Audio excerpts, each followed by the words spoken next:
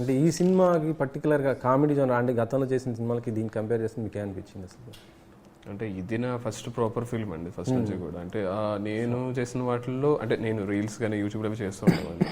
So నాకు కొంచెం ఫ్రెష్గా అనిపిస్తుంది అనమాట. అంటే కామెడీ చేస్తూనే ఇంకొక యాంగిల్ ఉంది దాంట్లోనే, అది ఇప్పుడు రివీల్ చేయకూడదని ఉద్దేశిస్తే చెప్పట్లేదు కానీ, బట్ అది నాకు చాలా సాటిస్ఫాక్షన్ ఇచ్చింది. అంటే ఫస్ట్ అనుకున్నప్పుడు ఓకే కామెడీ అన్న పాయింట్ ఉంది కానీ తనని ఎంపథైజ్ చేసే విషయంలో కూడా, తను ఒక డెసిషన్ తీసుకునే విషయంలో కూడా నేను నా మాటలు కూడా సూట్గా తగులుతాయి అనమాట. నాకు అది బాగా నచ్చింది.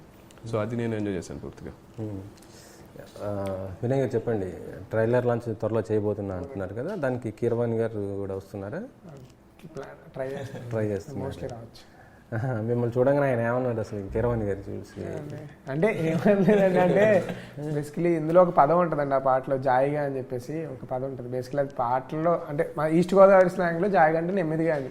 ఆ పాట రాస్తున్నప్పుడు బేసికలీ అది మేము లిరిక్స్ రాసుకున్నప్పుడు ఆ జాయిగా అనే వర్డ్ రాస్తే ఆయన చదువుకున్నప్పుడు ఏంటి మీద ఈస్ట్ గోదావరి అని అడిగారు. సో అదే అంటే ఆయన ఆ వర్డ్ చూసి జనరల్ గా పాటల్లో ఉండవు కదా ఇలాంటి పదాలు, చాలా బాగుంది అని చెప్పేసి అన్నారు. ఆయన చాలా నచ్చి చేశారు. నన్ను చూసి అయితే అంటే ఏం అనలేదండి, అంటే మరి ఎంత కుర్రోళ్ళ ఉన్నప్పుడు తీస్తాం అన్నట్టు అన్నారు.